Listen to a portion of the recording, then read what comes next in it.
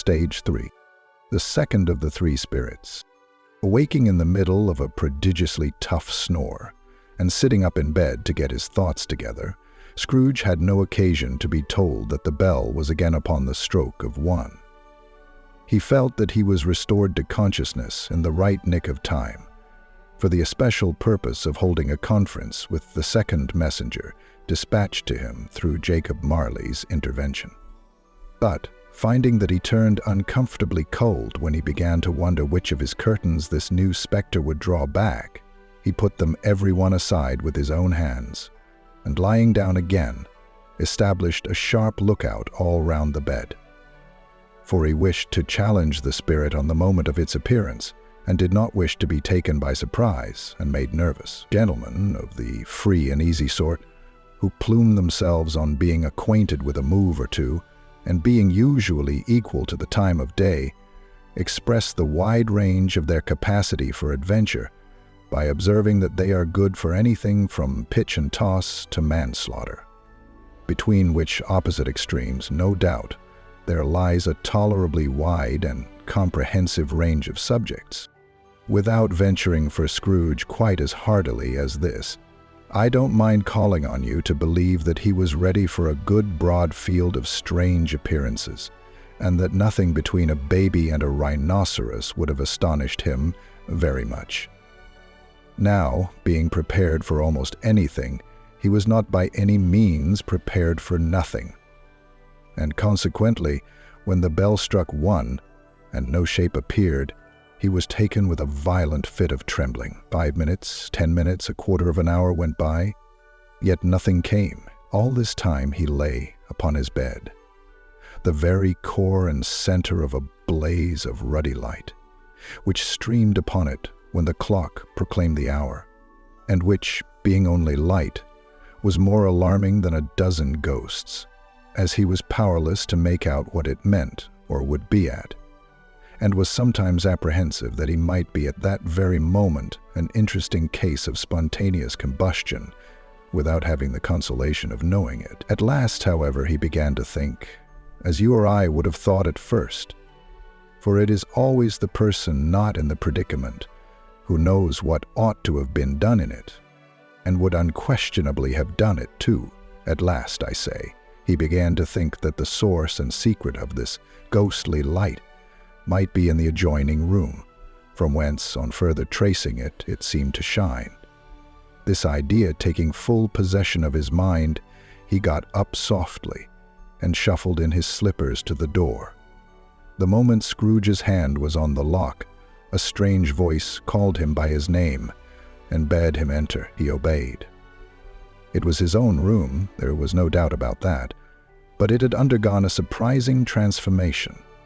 The walls and ceiling were so hung with living green that it looked a perfect grove, from every part of which bright gleaming berries glistened. The crisp leaves of holly, mistletoe, and ivy reflected back the light, as if so many little mirrors had been scattered there. And such a mighty blaze went roaring up the chimney as that dull petrifaction of a hearth had never known in Scrooge's time, or Marley's, or for many and many a winter season gone. Heaped up on the floor to form a kind of throne were turkeys, geese, game, poultry, brawn, great joints of meat, sucking pigs, long wreaths of sausages, mince pies, plum puddings, barrels of oysters, red-hot chestnuts, cherry-cheeked apples, juicy oranges, luscious pears, immense twelfth cakes, and seething bowls of punch that made the chamber dim with their delicious steam. He had this friction stoop to consider, and in easy state upon this couch there sat a jolly giant, glorious to see, who bore a glowing torch, in shape not unlike Plenty's horn, and held it up, high up, to shed its light on Scrooge as he came peeping round the door. "Come in," exclaimed the ghost. "Come in, and know me better, man." Scrooge entered timidly, and hung his head before this spirit.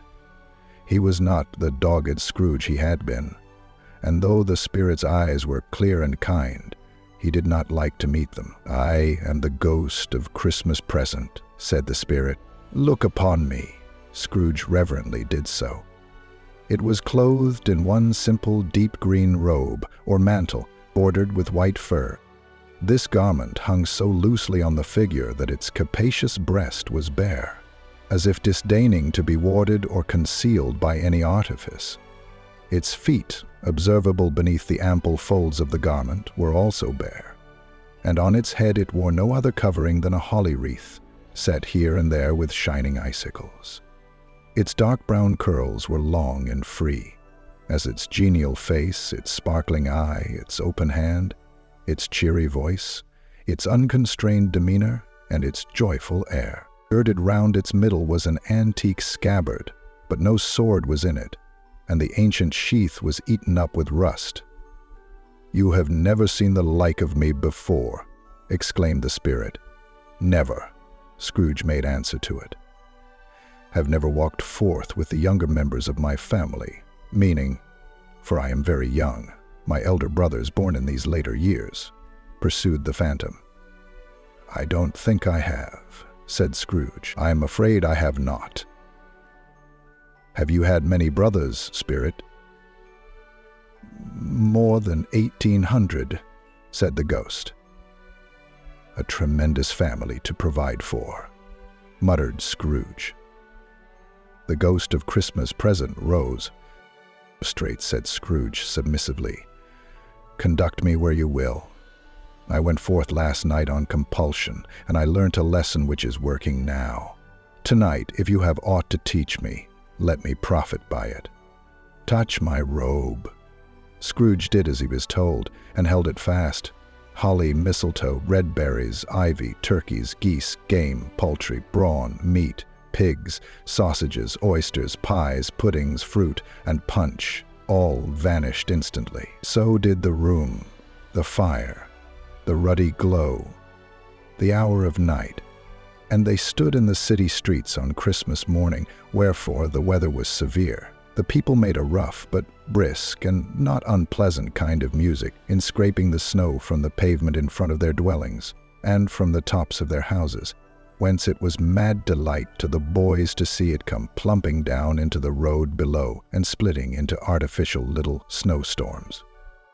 The house fronts looked black enough, and the windows blacker, contrasting with the smooth white sheet of snow upon the roofs, and with the dirtier snow upon the ground, which last deposit had been plowed up in deep furrows by the heavy wheels of carts and wagons, furrows that crossed and recrossed each other hundreds of times where the great streets branched off and made intricate channels, hard to trace in the thick yellow mud and icy water.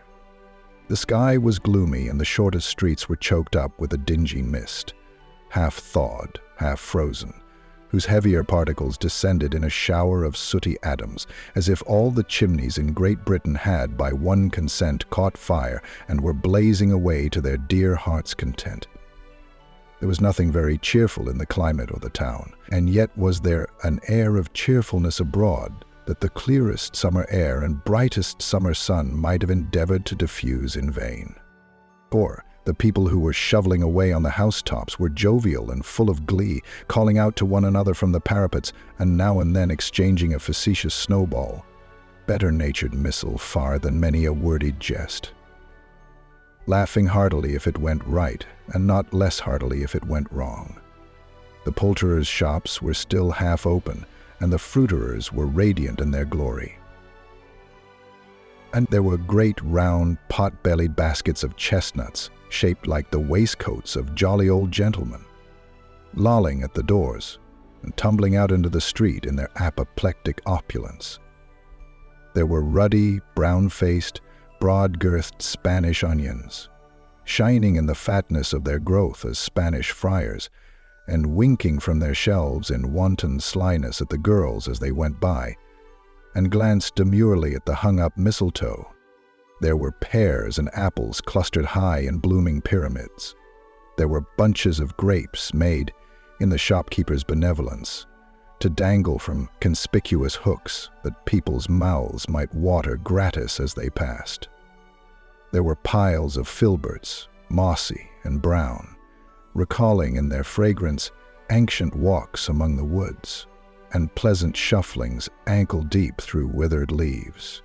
There were Norfolk biffins, squab and swarthy, setting off the yellow of the oranges and lemons, and in the great compactness of their juicy persons, urgently entreating and beseeching to be carried home in paper bags and eaten after dinner.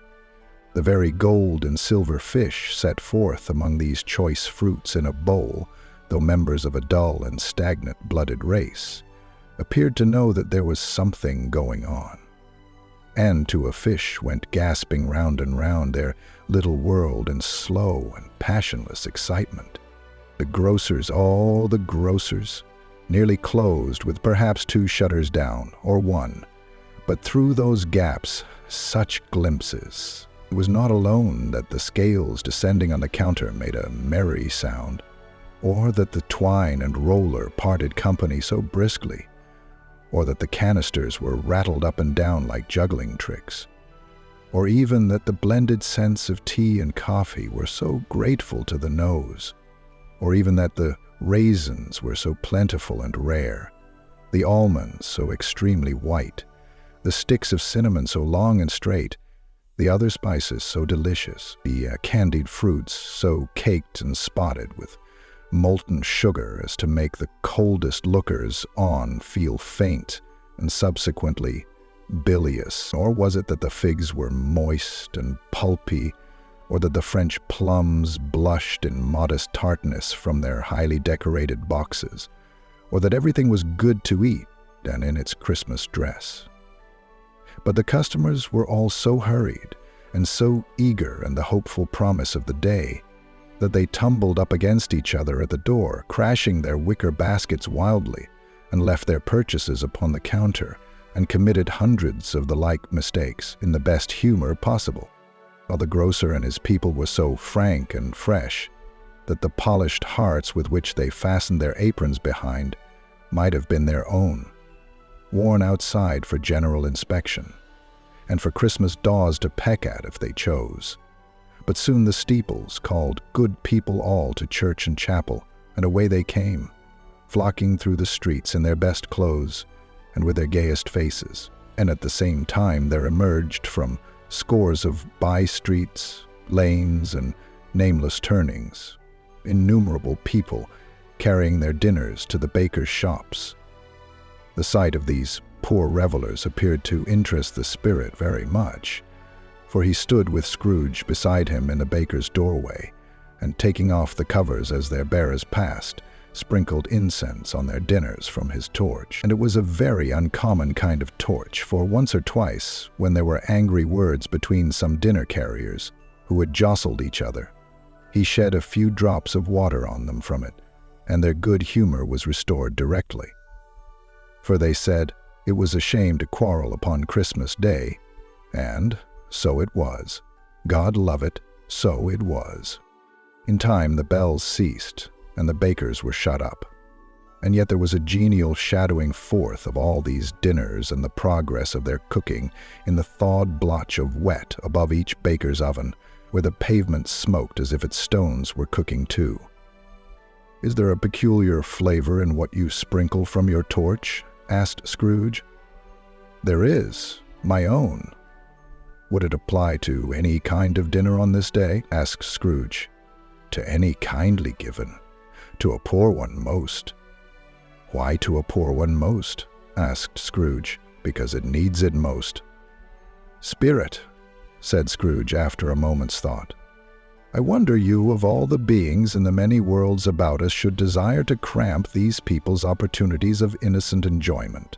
"I?" cried the spirit. "You would deprive them of their means of dining every 7th day, often the only day on which they can be said to dine at all," said Scrooge. "Wouldn't you?" "Aye," cried the spirit. "You seek to close these places on the 7th day," said Scrooge, "and it comes to the same thing." "I seek!" exclaimed the spirit. "Forgive me if I am wrong. It has been done in your name, or at least in that of your family," said Scrooge. "There are some upon this earth of yours," returned the spirit, "who lay claim to know us. and who do their deeds of passion, pride, ill will, hatred, envy, bigotry, and selfishness in our name, who are as strange to us and all our kith and kin as if they had never lived.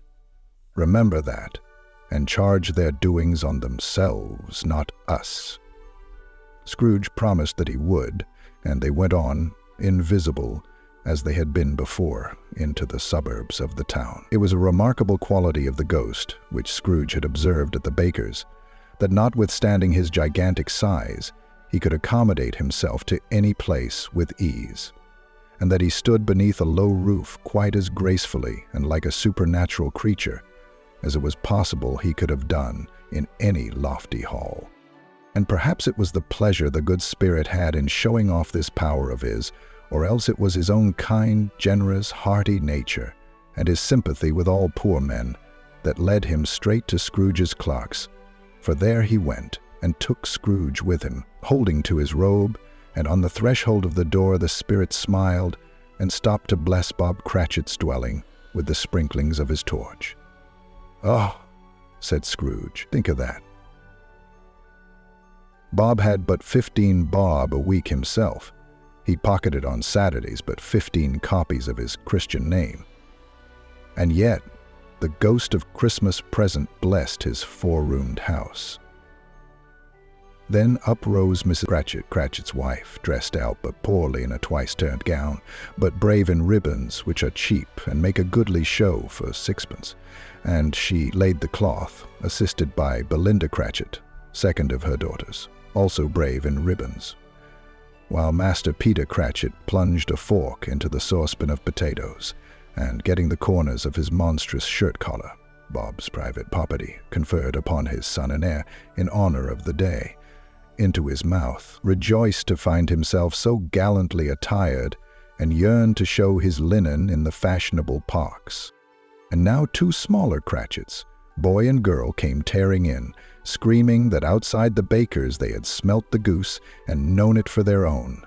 And basking in luxurious thoughts of sage and onion, these young Cratchits danced about the table and exalted Master Peter Cratchit to the skies, while he, not proud although his collars nearly choked him, blew the fire until the slow potatoes, bubbling up, knocked loudly at the saucepan lid to be let out and peeled. "What has ever got your precious father, then?" said Mrs. Cratchit. "And your brother Tiny Tim?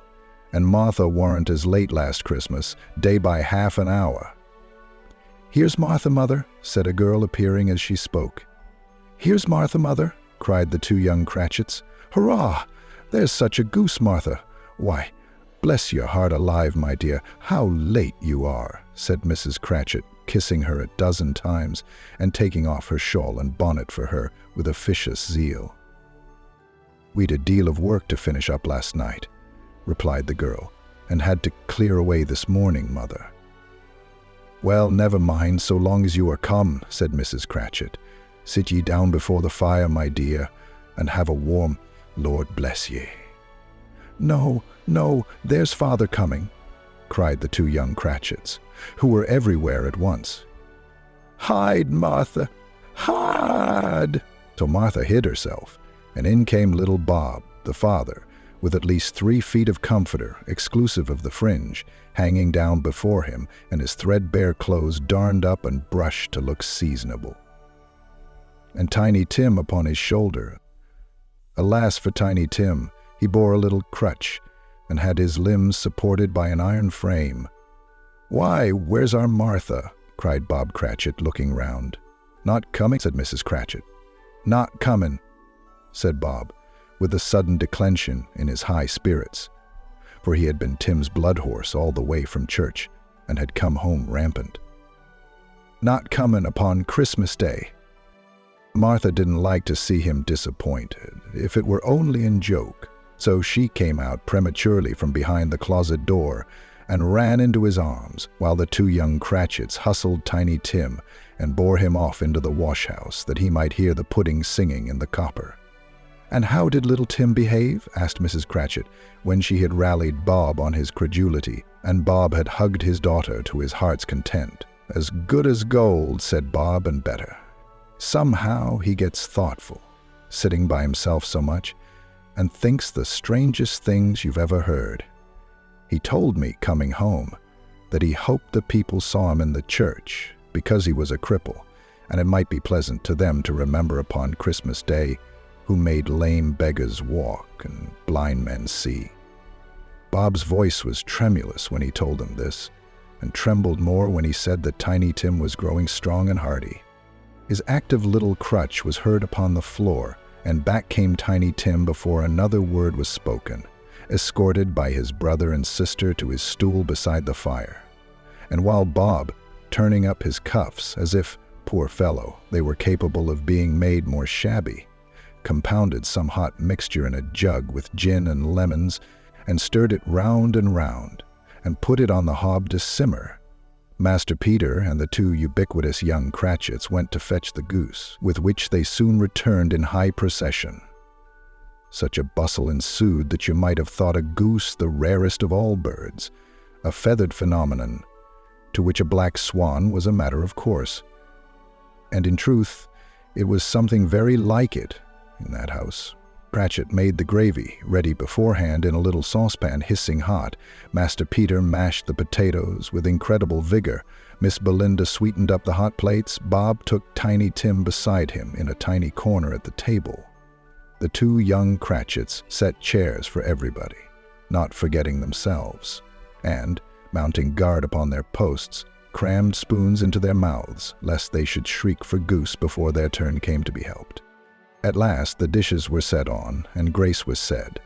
It was succeeded by a breathless pause as Mrs. Cratchit, looking slowly all along the carving knife, prepared to plunge it in the breast. But when she did, and when the long-expected gush of stuffing issued forth, one murmur of delight arose all round the board, and even Tiny Tim, excited by the two young Cratchits, beat on the table with the handle of his knife, and feebly cried, "Hurrah! There never was such a goose." Bob said he didn't believe there ever was such a goose cooked. Its tenderness and flavor, size and cheapness, were the themes of universal admiration. Eked out by applesauce and mashed potatoes, it was a sufficient dinner for the whole family. Indeed, as Mrs. Cratchit said with great delight, surveying one small atom of a bone upon the dish, they hadn't ate it all at last. Yet every one had had enough, and the youngest Cratchits in particular were steeped in sage and onion to the eyebrows. But now, the plates being changed by Miss Belinda, Mrs. Cratchit left the room alone, too nervous to bear witnesses, to take the pudding up and bring it in. Suppose it should not be done enough? Suppose it should break in turning out? Suppose somebody should have got over the wall of the backyard and stolen it while they were merry with the goose? A supposition at which the two young Cratchits became livid. All sorts of horrors were supposed. Hello, a great deal of steam. The pudding was out of the copper. A smell like a washing day. That was the cloth. A smell like an eating house and a pastry cook's next door to each other, with a laundress's next door to that. That was the pudding. In half a minute Mrs. Cratchit entered, flushed but smiling proudly, with the pudding, like a speckled cannonball, so hard and firm, blazing in half a quartern of ignited brandy, and bedight with Christmas holly stuck into the top. Oh, a wonderful pudding. Bob Cratchit said, and calmly too, that he regarded it as the greatest success achieved by Mrs. Cratchit since their marriage. Mrs. Cratchit said that, now the weight was off her mind, she would confess she had her doubts about the quantity of flour. Everybody had something to say about it, but nobody said or thought it was at all a small pudding for a large family. It would have been flat heresy to do so. Any Cratchit would have blushed to hint at such a thing. At last the dinner was all done. The cloth was cleared, the hearth swept, and the fire made up. The compound in the jug being tasted and considered perfect, apples and oranges were put upon the table, and a shovelful of chestnuts on the fire. Then all the Cratchits family drew round the hearth in what Bob Cratchit called a circle, meaning half a one, and at Bob Cratchit's elbows stood the family display of glass, 2 tumblers and a custard cup without a handle. These held the hot stuff from the jug, however, as well as golden goblets would have done, and Bob served it out with beaming looks, while the chestnuts on the fire sputtered and cracked noisily. Then Bob proposed, "A Merry Christmas to us all, my dears, God bless us," which all the family re-echoed. "God bless us, everyone," said Tiny Tim, the last of all. He sat very close to his father's side, upon his little stool. Bob held his withered little hand in his, as if he loved the child, and wished to keep him by his side, and dreaded that he might be taken from him. "Spirit," said Scrooge, with an interest he had never felt before, "tell me if Tiny Tim will live."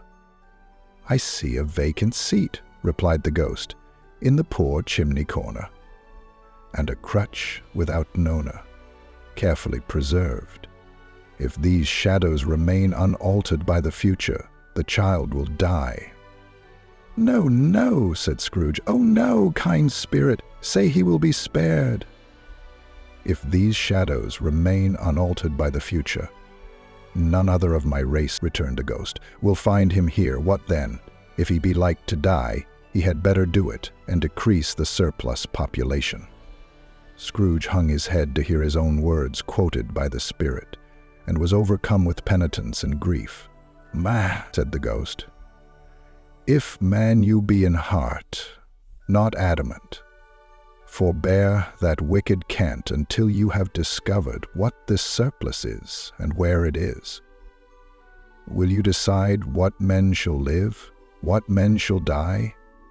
It may be that, in the sight of heaven, you are more worthless and less fit to live than millions like this poor man's child.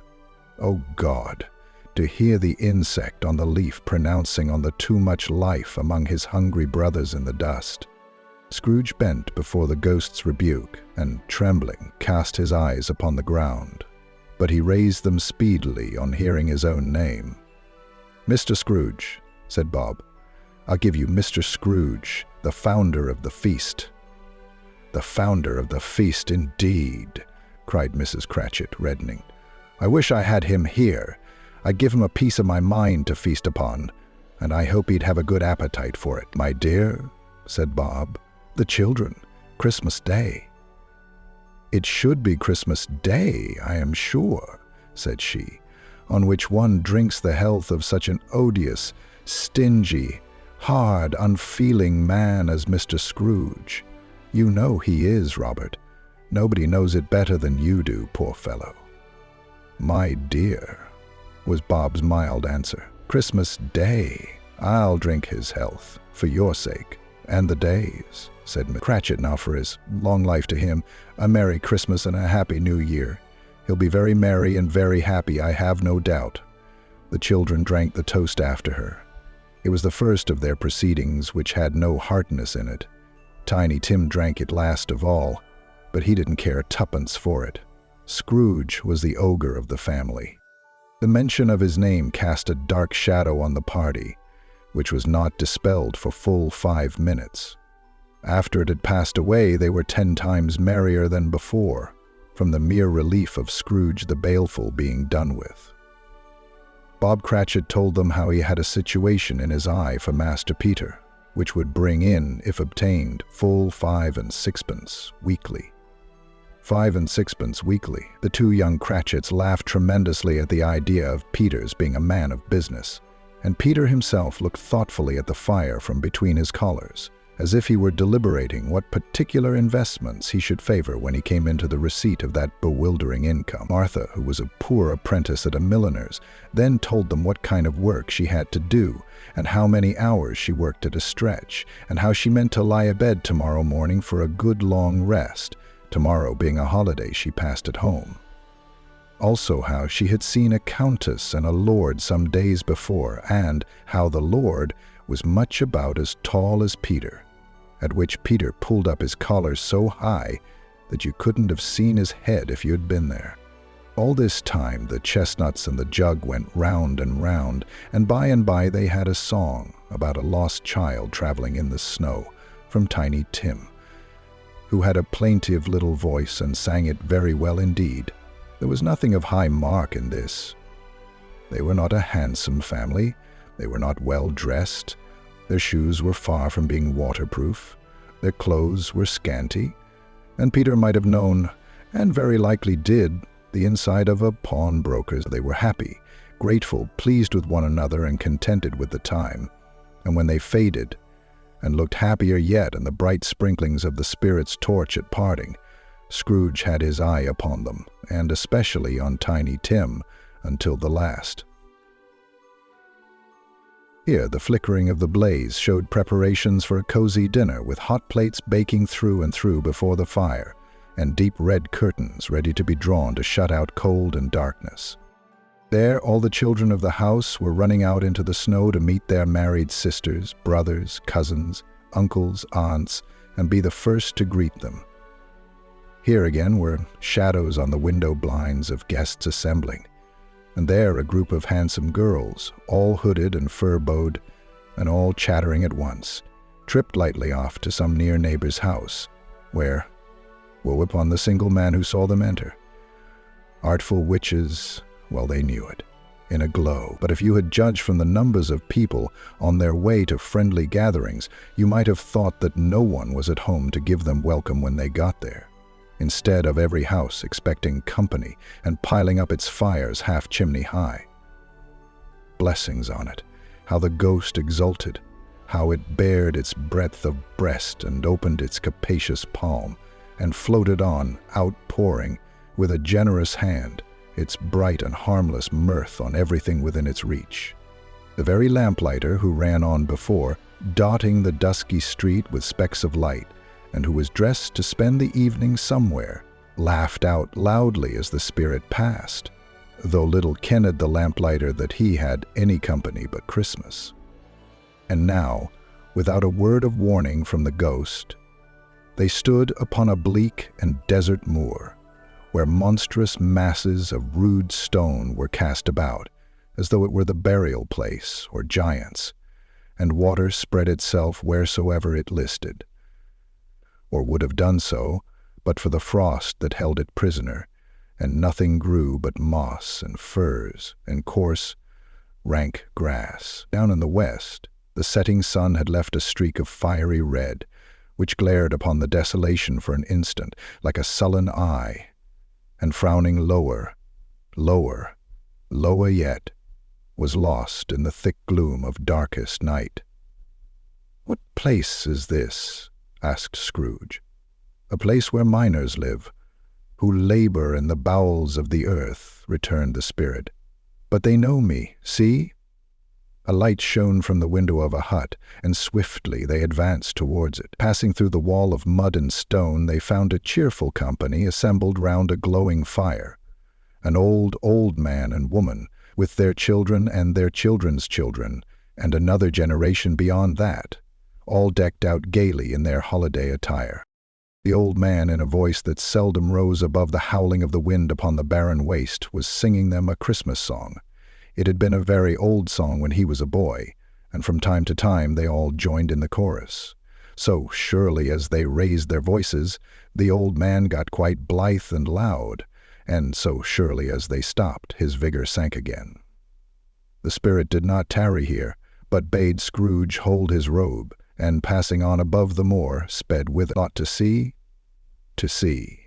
To Scrooge's horror, looking back, he saw the last of the land, a frightful range of rocks behind them, and his ears were deafened by the thundering of water as it rolled and roared and raged among the dreadful caverns it had worn, and fiercely tried to undermine the earth. Built upon a dismal reef of sunken rocks, some league or so from shore, on which the waters chafed and dashed the wild year through, there stood a solitary lighthouse. Great heaps of seaweed clung to its base, and storm birds, born of the wind, one might suppose, as seaweed of the water, rose and fell about it like the waves they skimmed. But even here, two men who watched the light had made a fire that through the loophole in the thick stone wall shed out a ray of brightness on the awful sea. Joining their horny hands over the rough table at which they sat, They wished each other Merry Christmas in their can of grog. And one of them, the elder too, with his face all damaged and scarred with hard weather, as the figurehead of an old ship might be, struck up a sturdy song that was like a gale in itself. Again the ghost sped on, above the black and heaving sea, on, until, being far away, as he told Scrooge, from any shore, they lighted on a ship. They stood beside the helmsman at the wheel, the lookout in the bow, the officers who had the watch, dark, ghostly figures in their several stations. But every man among them hummed a Christmas tune, or had a Christmas thought, or spoke below his breath to his companion of some bygone Christmas day, with homeward hopes belonging to it. And every man on board, waking or sleeping, good or bad, had had a kinder word for one another on that day than on any day in the year, and had shared to some extent in its festivities, and had remembered those he cared for at a distance, and had known that they delighted to remember him. It was a great surprise to Scrooge, while listening to the moaning of the wind, and thinking what a solemn thing it was to move on through the lonely darkness over an unknown abyss, whose depths were secrets as profound as death. It was a great surprise to Scrooge, while thus engaged, to hear a hearty laugh. It was a much greater surprise to Scrooge to recognize it as his own nephew's, and to find himself in a bright, dry, gleaming room, with the spirit standing smiling by his side and looking at that same nephew with approving affability. "Ha, ha, ha!" laughed Scrooge's nephew. "Ha, ha, ha! If you should happen, by any unlikely chance, to know a man more blessed in a laugh than Scrooge's nephew, all I can say is, I should like to know him too. Introduce him to me, and I'll cultivate his acquaintance. It is a fair, even-handed, noble adjustment of things that, while there is infection in disease and sorrow, there is nothing in the world so irresistibly contagious as laughter and good humor." When Scrooge's nephew laughed in this way, holding his sides, rolling his head, and twisting his face into the most extravagant contortions, Scrooge's niece by marriage laughed as heartily as he, and their assembled friends, being not a bit behind him, roared out lustily, "Aye, aye." He said that Christmas was a humbug. "As I live," cried Scrooge's nephew, "he believed it too." "More shame for him, Fred," said Scrooge's niece indignantly. "Bless those women, they never do anything by halves. They are always in earnest. She was very pretty, exceedingly pretty, with a dimpled, surprised-looking, capital face, a ripe little mouth that seemed made to be kissed, as no doubt it was, all kinds of good little dots about her chin that melted into one another when she laughed, and the sunniest pair of eyes you ever saw in any little creature's head. Altogether she was what you would have called provoking, but satisfactory, too. Oh, perfectly satisfactory." "But he's a comical old fellow," said Scrooge's nephew. "That's the truth, and not so pleasant as he might be. However, his offenses carry their own punishment, and I have nothing to say against him." "I'm sure he is very rich, Fred," hinted Scrooge's niece. "At least, you always tell me so." "What of that, my dear?" said Scrooge's nephew. "His wealth is of no use to him. He don't do any good with it. He don't make himself comfortable with it. He hasn't the satisfaction of thinking, that he is ever going to benefit us with it." "I have no patience with him," observed Scrooge's niece. Scrooge's niece's sisters, and all the other ladies, expressed the same opinion. "Oh, I have," said Scrooge's nephew. "I am sorry for him. I couldn't be angry with him if I tried. Who suffers by his ill whims? Himself, always. Here, he takes it into his head to dislike us, and he won't come and dine with us. What's the consequence? He don't lose much of a dinner." "Indeed, I think he loses a very good dinner," interrupted Scrooge's niece. Everybody else said the same, and they must be allowed to have been competent judges, because they had just had dinner, and with the dessert upon the table were clustered round the fire by lamplight. "Well, I am very glad to hear it," said Scrooge's nephew. because I haven't any great faith in these young housekeepers. What do you say, Topper?" Topper had clearly got his eye upon one of Scrooge's niece's sisters, for he answered that a bachelor was a wretched outcast who had no right to express an opinion on the subject. Whereat Scrooge's niece's sister, the plump one with the lace tucker, not the one with the roses, blushed. "Do go on, Fred," said Scrooge's niece, clapping her hands. "He never finishes what he begins to say. He is such a ridiculous fellow." Scrooge's nephew revelled in another laugh that, as it was impossible to keep the infection off, though the plump sister tried hard to do it with aromatic vinegar, his example was unanimously followed. "I was only going to say," said Scrooge's nephew, "that the consequence of his taking a dislike to us and not making merry with us is, as I think, that he loses some pleasant moments which could do him no harm. I am sure he loses pleasanter companions than he can find in his own thoughts, either in his mouldy old office or his dusty chambers. I mean to give him the same chance every year, whether he likes it or not, for I pity him. He may rail at Christmas till he dies, but he can't help thinking better of it, I defy him, if he finds me going there in good temper year after year and saying, 'Uncle Scrooge, how are you?' If it only puts him in the vein to leave his poor clerk £50, that's something, and I think I shook him yesterday." It was their turn to laugh now at the notion of his shaking Scrooge, but being thoroughly good-natured, and not much caring what they laughed at, so that they laughed at any rate, he encouraged them in their merriment, and passed the bottle joyously.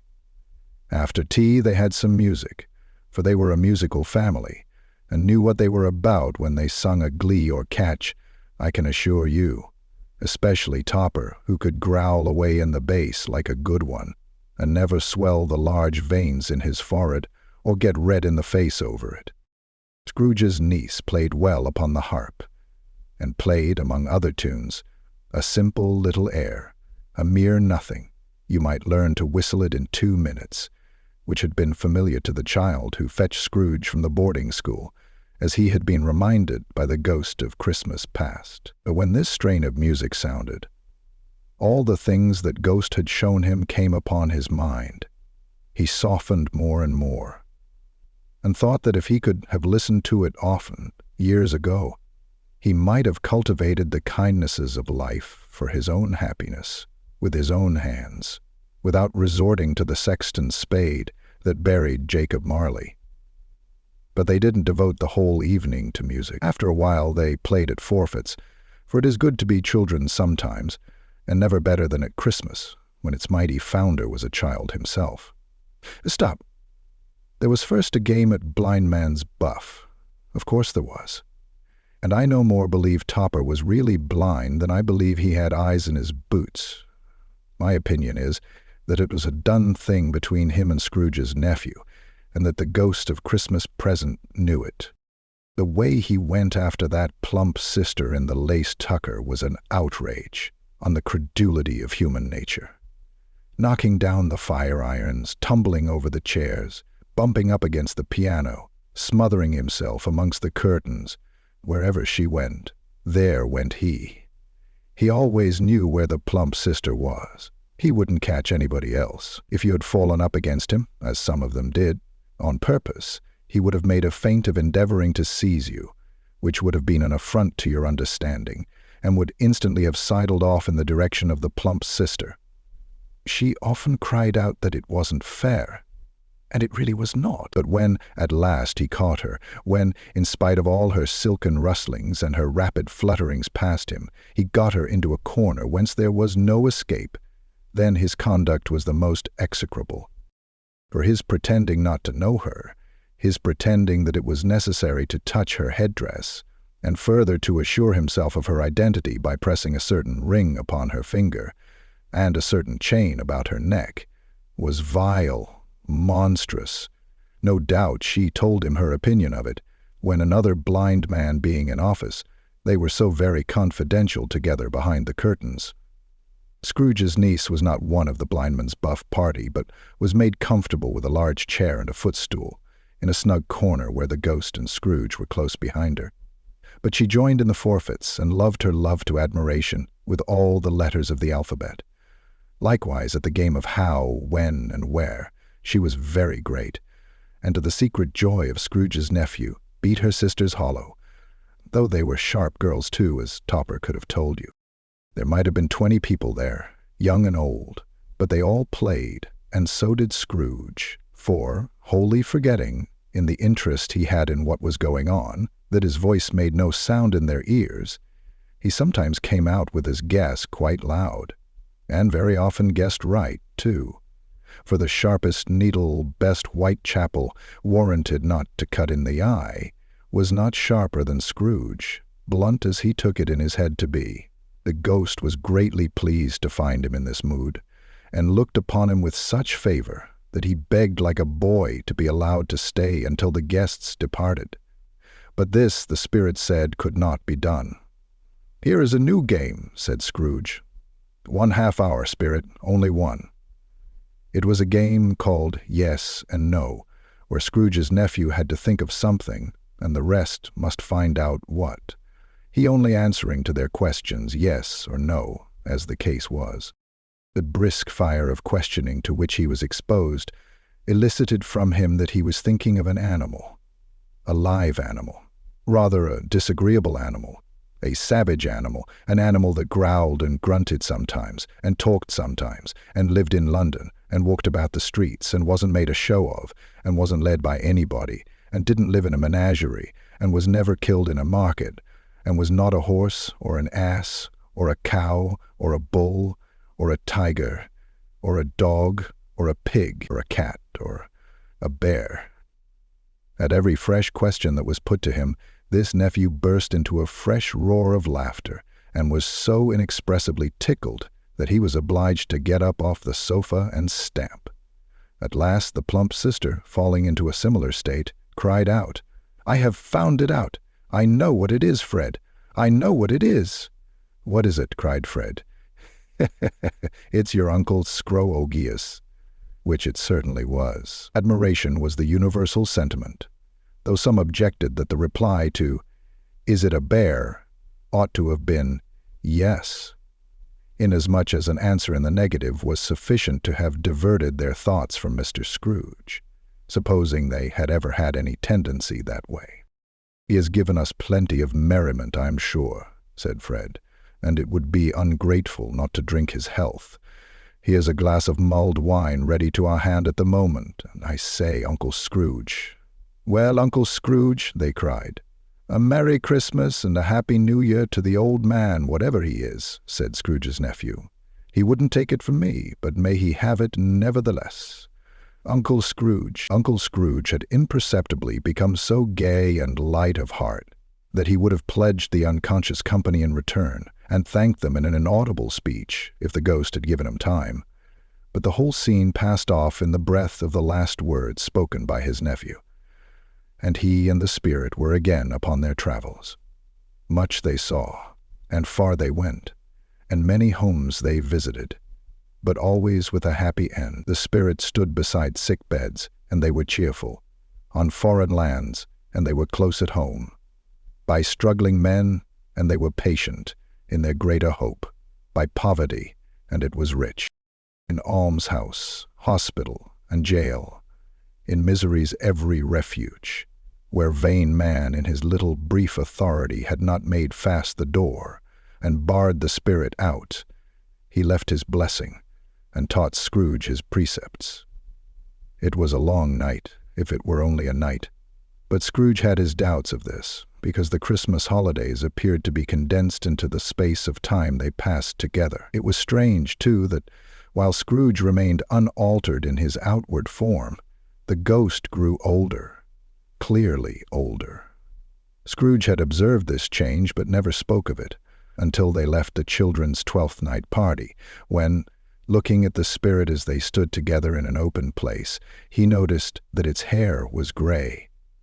"Are spirits' lives so short?" asked Scrooge. "My life upon this globe is very brief," replied the ghost. "It ends tonight." "Tonight!" cried Scrooge. "Tonight at midnight! Hark, the time is drawing near." The chimes were ringing, the 11:15 at that moment. "Forgive me if I am not justified in what I ask," said Scrooge, looking intently at the spirit's robe. "But I see something strange, and not belonging to yourself. Protruding from your skirts, is it a foot or a claw?" "It might be a claw for the flesh there is upon it," was the spirit's sorrowful reply. "Look here." From the foldings of its robe it brought 2 children, wretched, abject, frightful, hideous, miserable. They knelt down at its feet and clung upon the outside of its garment. "Oh, man, look here, look down here," exclaimed the ghost.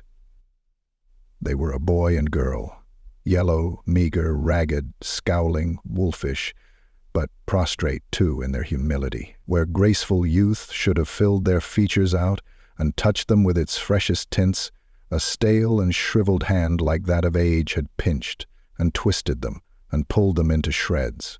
Where angels might have sat enthroned, devils lurked and glared out menacing. No change, no degradation, no perversion of humanity in any grade, through all the mysteries of wonderful creation, has monsters half so horrible and dread. Scrooge started back, appalled. Having them shown to him in this way, he tried to say they were fine children, but the words choked themselves, rather than be parties to a lie of such enormous magnitude. "Spirit, are they yours?" Scrooge could say no more. "They are man's," said the spirit, looking down upon them, "and they cling to me, appealing from their fathers. This boy is ignorance, this girl is want. Beware of them both, and all of their degree, but most of all beware this boy, for on his brow I see that written which is doom, unless the writing be erased. Deny it," cried the spirit, stretching out his hand towards the city. "Slander those who tell it ye, admit it for your factious purposes, and make it worse, and bide the end." "Have they no refuge or resource?" cried Scrooge. "Are there no prisons?" said the spirit, turning on him for the last time with his own words. "Are there no workhouses?" The bell struck 12. Scrooge looked about him for the ghost, and saw it not. As the last stroke ceased to vibrate, he remembered the prediction of old Jacob Marley, and lifting up his eyes, beheld a solemn phantom, draped and hooded, coming like a mist along the ground towards him. Holiday Tales for Cozy Nights start on December 1st and run until December 26th. If you like these stories, subscribe to my channel and click on the bell so you don't miss any new stories in the future.